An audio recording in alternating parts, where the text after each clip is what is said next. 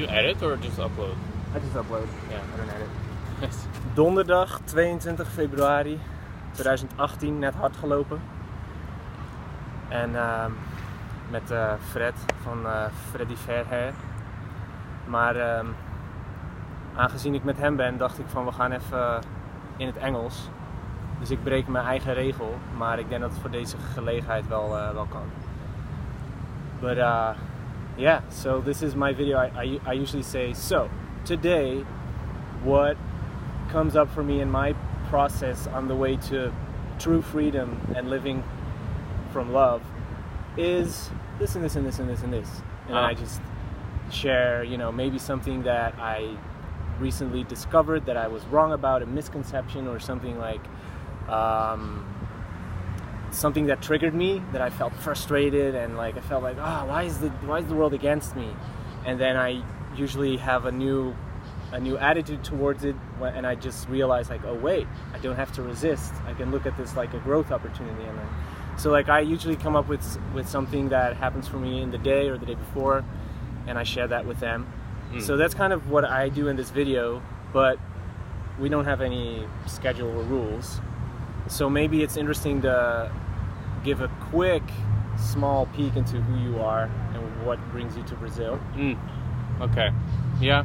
I'm Fred from Norway. I met Hans in Brazil 4 years ago during Brazil, 2014. I've been here. This is the fourth time here in Brazil. And what brings me to Brazil is I like the country Brazil. It's so colorful. I was just thinking colors, just the flag, yellow and green, and carnival, colors, sensations. It's funny that you say color, because you know what? I have an inside joke where I say that the green in Brazil is greener than in Holland. Is the green? The color green of the leaves is a deeper green than we ever see in Holland, and I always say that, and people get annoyed with how many times I say that. It is, it's kind of dark, green in the forest here, and then there's also the rainforest. They have the Amazon. They have it's a spiritual place. I had my spiritual big breakthroughs here in 2016. Last time I was here, actually the very last night I was here. So taking ayahuasca, it's a plant medicine, psychedelic plant medicine that gives you all these. Most people who have done this has said it's the most powerful experience of their lifetime, and it led me to a lot of investigation, in here. And a few weeks later, one day I was sitting and I felt a whole chunk of me, or my sense of self, or whatever it was, suddenly in a flash just disappeared, and suddenly my voice, the voice in my head was super. And when was this? This was 3 weeks after the ayahuasca experience. So I meditated and read books on non-duality and truth talk. Right. And then kind of this dark night of the soul went on for 6-7 months. First of all, I would say that night in Brazil was a severe dark night of the soul. Yeah. But also the fucking most heavenly blessed experience at the same time, union with God, or slowly in my life. What did that darkness look like though? So first during the ayahuasca, and then it was just months sad after? And a lot of negative feelings and energy that came up to the surface, and I felt really lonely, and fear of death and fear of losing or being lost by the people I love and care for, and but also right before there I had this incredible big congratulation welcome to the truth, right? Your whole, and I was laughing and tearing up, and it was amazingly beautiful. Such a relief, and then I just knew that this Buddha was not joking, I grew up as a Christian, and I've never experienced any of that, you know. But I knew that something must be out there, and I'm sure that Christian people have had enlightening experience too. I think so. I think some have, and then they choose to call it, or it feels true to them that it's Jesus or Jesus' presence, which is fine. What was the relief for you in that moment of heavenly experience? Like, what did you say? You mentioned like such a relief. Like, what did you get, or what did you experience that made you feel like, oh, such a burden off my shoulders? What was that? Yeah, it's like everything is taken off, like all pressure, like we have this kind of in us most of the time, that the trying energy, like wanting and trying, and am I good enough? And we kind of just want somebody or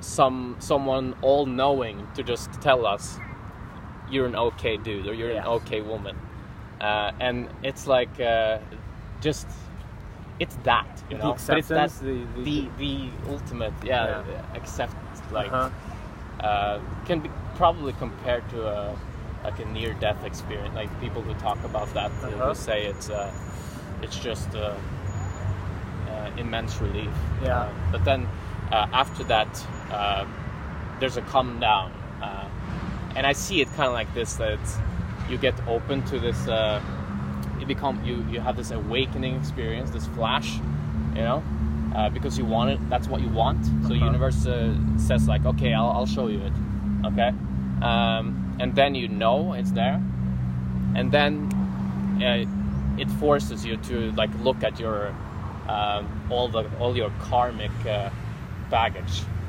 all the shit that prevents you from seeing that truth once again, like all the stuff that's blocking it. It's funny, I like to hear your experience. My experience has been completely a different route. Like you mentioned, like getting a huge insight and then going like back into a state of like, you know, working through the nasty stuff and things. And for me, it's almost the opposite. I looked for it so long, and I worked through so many mental and emotional and psychological blockages and limitations, and I never took any psychedelic drug ever, and have yet experienced the exact same crying and laughing and feeling of, oh, it's okay, like it's all good. So I totally resonate with the exact same feeling of like, I mean, this is so funny because you can't give any words to it. Like, we're trying to say, like, oh, it's this, when you're like, oh, it's totally accepted. But it doesn't even get close to the actual experience. But it's interesting, the different, and it's like you can walk so many different routes, I believe, to get a glimpse of it, or to get, it's not to get there, but it's definitely to get a glimpse of it and be like, okay, that exists. Finally, now that's definitely worth living for, or whatever.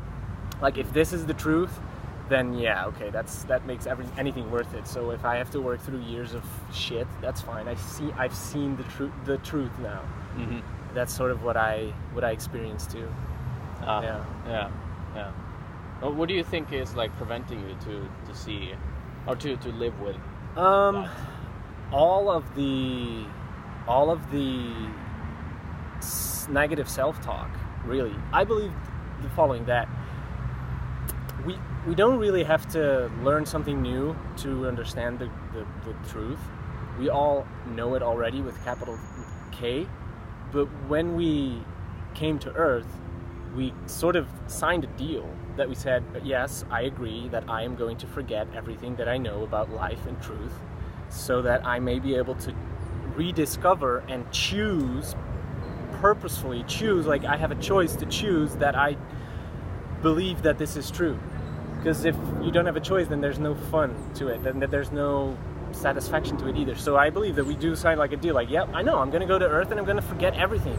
I'm going to come in and be a baby and don't know anything, and I'm going to be, I'm going to be taught all these worldly concepts, like things that are finite and like things that are that have limits. So all of the opposites of what we really are in a spiritual sense is limitless and like no end to opportunities. So we sign a deal. Okay, yeah, I agree.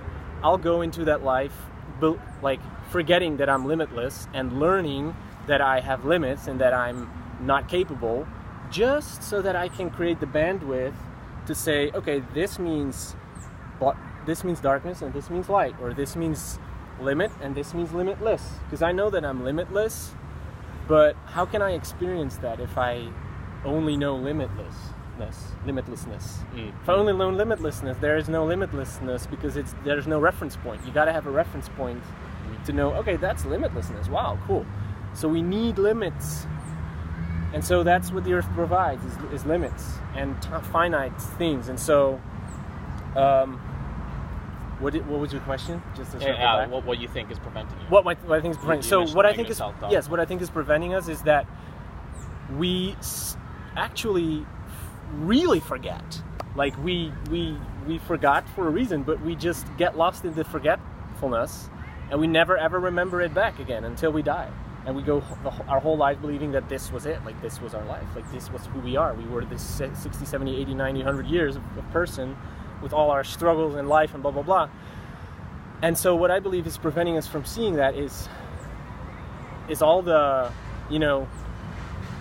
the beliefs around all the limits that we have and how we are not worthy of something, in which some religions even teach that you're just, a servant, and that you can be happy that you're still alive, but you're actually, you're not worth it, actually, right? So if you believe that, then it's impossible to get there, to see it, because you get stuck in the forgetfulness. And a lot of this is going to work through, emotional and psychological traumas and negative self-talk, which is like, if I say negative self-talk, everybody understands. So I just wanted to say that word, but it's obviously a lot more complicated. But I do believe that it essentially comes down to negative self-talk. What we believe about ourselves is what allows us to experience what we experience. So if we believe that we're, stupid and weak and unworthy of abundance, then we're not going to have an abundant spiritual experience, because we're only going to have a limited experience, because that's what we believe we can have. So I believe that negative self-talk prevents us, because I believe that we set the bar in that sense. Like if I say I can only go there, okay, that's where you'll go. That's what you'll be allowed to experience. And so the higher you will be able to remember that you can set the bar up until limitlessness, if you remember that you're not just your body and you don't actually have limits, then I think you can access that grand experience. So that's it in a nutshell. Yeah. I think in simple terms, negative self-talk. Yeah. That's the super trimmed down simple word to say. Yeah, but it might be that simple, because it's just beliefs. Yeah. And we're buying into notions that we are this person. We're being boxed in. We're being taught that. Maybe our parents and the people around me. I mean, we do that too. We box other people in, like it's so natural. But we choose. We buy into it, and then we start talking negatively even after we've had these experiences here. We still it still sneaks in. Oh, back, yeah. You know what I compared with? The Grand Canyon? Yeah. How it's what do you call them? Well, the canyons, obviously. The canyons are like scraped out by the water, but it takes so long for the water to create that canyon that and this is what I compare with like an automatic thought pattern, right? So our negative self-talk has been going on for so many years, even generations. So it's created this huge canyon and the water just flows right through it. So if you want to create a new pathway for that water to go through, you've got to carve out every single day. And even though you went a different path once, tomorrow the majority of the water is still going to go through the big canyon. It's still going to go through the automatic negative self-talk that you've already been doing for years. And so this is something you need, like you say, like you can experience it, and then afterwards still go back and fall back into the old patterns. And so I think it's whenever you see it, but it does give the motivation to go and do that carving out of a new thought pattern and new belief patterns and practicing it daily. Because when you see that, you're like, I saw it. I know that it's there. I know it's there, and I'm going to create new pathways in my brain to, talk positively and talk truthfully instead of just regurgitating everything that we've been taught. So I feel like that's a good analogy, like with the canyon and how long it takes to carve it out, which helps people understand why it's so hard to create those new habits.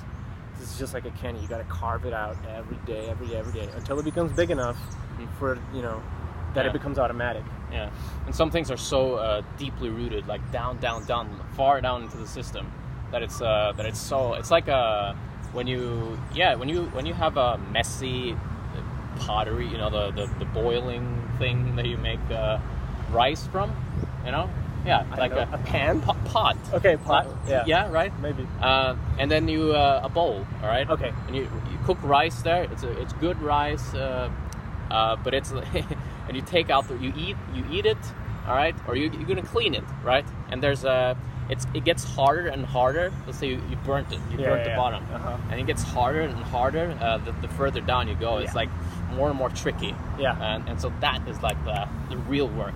That's true. It'll take like maybe like there's no timeline.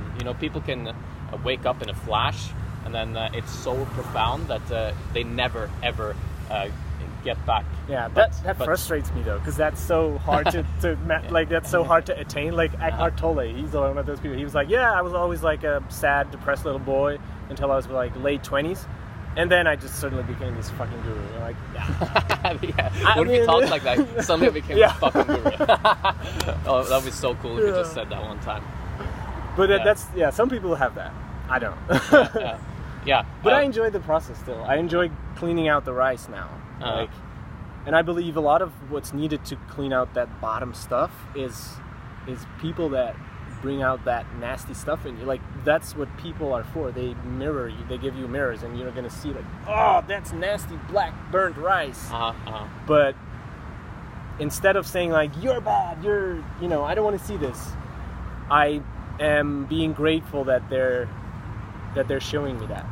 I actually recently said this in a video, sort of like saying how almost everybody, but especially the people close to you, can be sort of soulmates, in the sense that you've also signed a deal with each other before coming here, saying like, hey man, I'm gonna help you when you're down there to like get out that last bit of black rice, but don't get mad at me when I trigger you, okay? Don't get mad at me when I pull up the mirror, like, no, fine, let me sign the deal, okay, that's fine. And then it actually happens, and you get mad at each other, like, why is he so annoying? Why, blah, blah, blah. But actually, he's showing you something, and then you get to work through that. So like I'm always saying in these videos, like how something that I'm having to learn is setting clear boundaries and expressing my wants and needs to other people. And so when somebody enters my life who totally just rushes in and like sort of disrespects my boundaries, I would usually say like, oh, come on, why does this guy have to be doing this? And why is he so bad? Why is he so annoying? Instead, now I say, wow, nice. That's one more opportunity for me to exercise putting up a healthy boundary and saying to that person that's going to rush into my life, saying like, hey, hold on, this is this and this is what I want. Here's where it's possible to enter, here's not. So that's kind of the different attitude that you can take whenever the nasty stuff is showing up in your life, where you're being triggered and you see the work that you need to do. And you can actually do the work being grateful and happy, because you know that this is only making your pot cleaner. Yeah. So for you, that thing now is like to set healthy boundaries. Yeah, because I feel a bit the same, because I feel so good when I'm by myself. Yeah, like easy. I feel very peaceful. Yeah, same. It's because easy gotten the hang of the meditation and all that being alone thing. Me too. And so the trick now is to like feel that way with people. Obviously, like there's potential for even greater and more colorful experiences with people, I think. I think people can bring out the worst in you and the better in you, but all for the better, really. Like take out the darkness and then like bring in the light. The best way to meet yourself is probably through other people. I think so. So it may be the only way, I believe. Yeah, maybe. Yeah.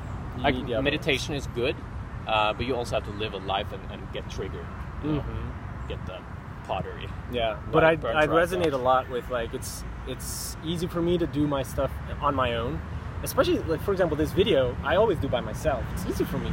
It was hard for me to decide. Oh, okay, let me do a video with Fred because that's that's scary. I don't know how it's gonna go. I don't know whatever. But like that's the point, right? Like that you'll be able to be who you are in with people, because if you're just able to be it by yourself, that's not it. Like I've noticed that especially because I live with a family, so it was really easy for me to notice. Like every day I came back home, I was like, well, I gotta figure something out because I'm never gonna be alone all the time. So yeah, that's definitely a big thing, which I think for single people can take a lot longer because it's so easy to be by yourself, right? Yeah. It's easy to just let me be alone. But I think there's a lot of I think you're very aware when you notice that yes, it's nice when I'm alone and everything, but I'm looking for a way now to integrate that into societal living and being surrounded with people, but still being able to bring that all of the positive things that come with meditation, all the calmness and the purpose and the focus and the connection or something. Yeah, because like there's a truth dimension, which is non-dual and peaceful and all loving and all that, and then you're jumping into duality in life and on Earth, and the challenge is probably to at least the inner challenge to like slowly like try to integrate that thing into duality and expose duality. It's totally and play with it. Yeah, because it's gonna be fun. Yeah, and I think this method here that you're doing with talking about like kind of journaling and talking about your trigger points and in your own language with your most vulnerable language. I'd love to see it though. I'd love to understand what you were talking about. Maybe we can 10 years caption. Maybe we can caption it in English one day. Yeah. I think that's living your life. You're a dad. You work. You're here in Brazil. So you're living a life, and then you're documenting how you like your trigger points. And how like you said, like how am I integrating the two things, like the riggedness and the practicality of daily life, being all that, like having my own business and being a dad and having a family and living somewhere else, but then integrating that with like this spiritual dimension, and how does that make my practical work so much more fulfilling and easy or something, and I'm not saying like this is how it has to be done. I'm actually saying I don't know that well. I'm doing it and I'm on the path, but I'm so committed, and I'm just gonna document where I go from here. I always use the 10-year mark just for fun reference, like in 10 years from now. Fun reference. But I probably keep saying it, so like in 4 years from now I'll still say I'll do this for 10 years from now, but I'm having fun along the way. So but by the way, I have trouble with committing. Like that is one of my sticking points. Committing, like doing something for 10 years and actually believing that I can believe I'll do this now, this is my thing now, but I know that I'll change pattern. Like looking back at my patterns, I just change my mind all the time. Gotcha. And like jumping into romantic relationships or stuff like that scares the shit out of me. And even staying with the same people. Do it more. Yeah.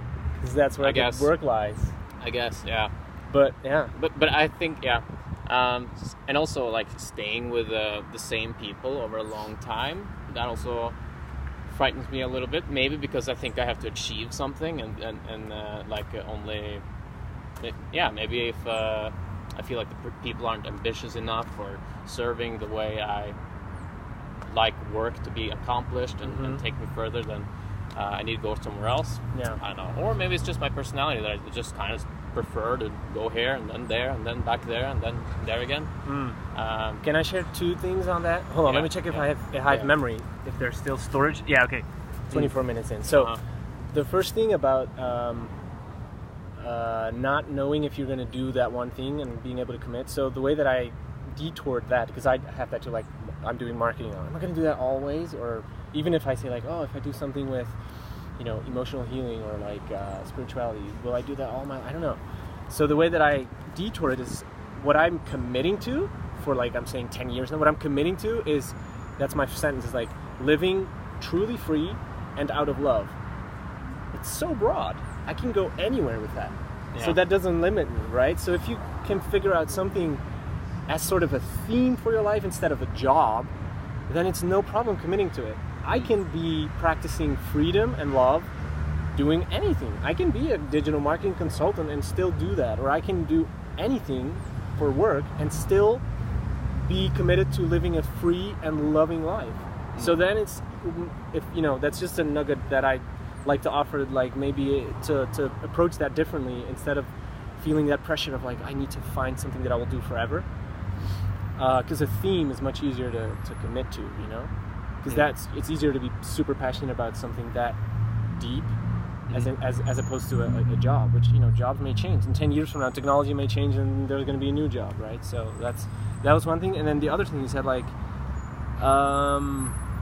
what did you say? The last thing you said was, when you're around people and they may not be that ambitious, like I resonate with that. Now, the way that I've been thinking about this is, maybe if it does get to this point where I'm with people and I notice, I want to leave, that's perfectly fine, and maybe that moment is made for me. Maybe I have to go through an experience where I'm surrounded by people that I at a point have to leave, because I have to exercise the courage to say, you know what, guys, it's been very good, I love you, but it's time for me to go somewhere else. Because for example, for me, I have a lot of anxiety saying that to people. I like to please people, and I don't want them to not like me. So I would say, I would stay with them forever, and I'd be like, I'm stuck. I like to be with other people, but I don't want to leave, or I don't have the balls to leave. And so I believe that, like, okay, fine, I'll go into whatever situation, and I'll go in for the duration that's needed until I truly notice that, okay, now I'm ready, and I've created the courage and the tools and the habits and the language to be able to speak up and be that firm to say, you know what, guys, this has been a fun time and we've been good together, but I got to go a different route. Because that's hard to say. That's difficult to say. And so if you look at it like that, then you don't need to be scared of that moment arriving anymore. You'll actually welcome it, because you see it as a stepping stone for you to develop some kind of new habit or a new way of presenting yourself, or a new way of leveling up. And then it suddenly doesn't become something bad anymore. It becomes just part of the journey, Yeah. What do you think about, like, truth telling, or telling the truth, or the truth that you're scared of telling? Maybe you're scared of hurting somebody. Do you think you should calibrate truth, or do you think you should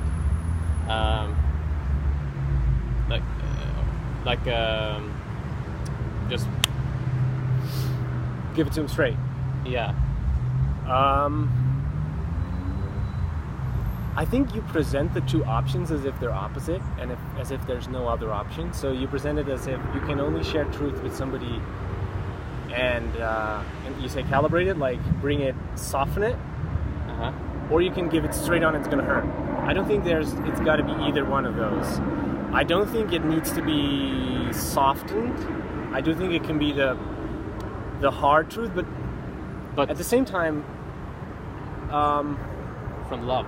Yeah, the same time, like a hard truth. So on one hand, I believe every person that receives a comment or a truth is responsible for their own emotional reaction to that. So if you give somebody a truth and they are hurt by it, of course that's sad, but essentially they chose to be hurt by that because they were triggered in some way, because that hurt them. Yeah. So on one hand, I'm like, yeah, go totally free and like whatever, people have their own responsibility. On the other hand, I think that it's nice to think about this as sort of there's this fairy, or not a fairy tale, but just like a sage or like a myth or something, that there's this king, he lives in a castle and he invites the truth in. He wants to hear the truth in his life. And so the truth arrives purely like naked, like a naked man arrives at his door and he's like, who are you? I'm the truth. What? I'm not gonna let in a naked man in my house. Go away, I don't want that. And so he comes back, and he comes back as a big nasty black monster, and he's like knock knock, and he's like who? Like he opens the door, and he's like, what are you doing? I don't want a big fat nasty black monster in my house. Okay, so he comes back, dressed as a painting, like a huge artistic painting, and he says, who's at the door? And it's like, it's me again, and it's Truth again. Like he always presents himself as Truth, but the king is like, wait, I want a Truth. I don't want the naked guy. I don't want a big monster. And then it presented himself as art, and he's like, okay, I can put that in my house. Like I'll put that on the wall. Mm-hmm. So like in that sense, you can share truth in so many ways. It doesn't have to be your version of the naked truth always. Like maybe, so for me, I usually tend to be more of the naked truth guy. Like I like to have it so pure and straight. There's other people that are super great at transmitting truth through art and through words and through dance and through singing or music, right? Mm-hmm. And so in that way, I think that's also a way that truth can be given to someone, and that doesn't need to necessarily be the way that you like to express truth. So if I like to express truth so clearly and almost like nude, mm-hmm. that's my preference. But it doesn't have to be like, I think in the end, our end goal is for the person to receive the truth. So in that sense, we want to almost adapt our way of communication so that it actually gets into the people. So exactly for the king in this castle, if he wants a truth and he only can look at the art, then what are we doing if we're just going to give him the naked truth? Well, it's not going to get to him. So let somebody who is the art bring that truth to him through the art. Mm-hmm. And so I think like you naturally kind of will dispose the truth the way that you dispose it on the people that are able to receive it in the way that you dispose it. Yeah, and I also think that if you're truly honest, I think people will be less hurt than I think people get mostly hurt when insecurities come with your honesty. Like you're not used to telling the truth at all, and it's like kind of like insecure kind of telling the truth, like kind of and then people get like, oh shit, he doesn't own it. It's like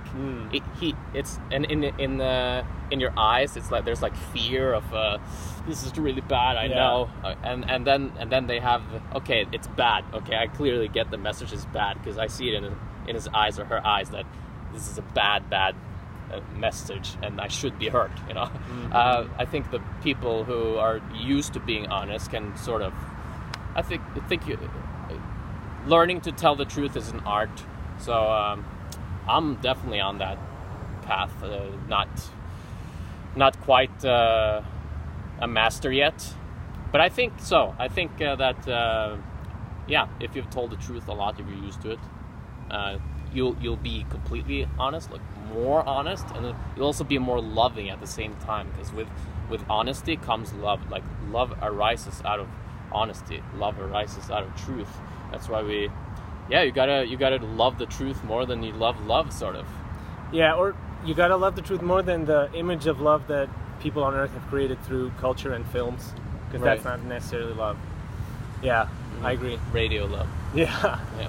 All right, man. Let's wrap it up here. And I think we gotta go get Benjamin from daycare, which is right over there. All right. Thanks for seeing us. Tot morgen. I always do this. Illuminati. Yeah. Nice. Yeah, I'll explain what that means. So now people see how you are with friends, that you've only been alone. True. All right. Yeah. Okay. This is probably about day 252 or something. 252? Yeah.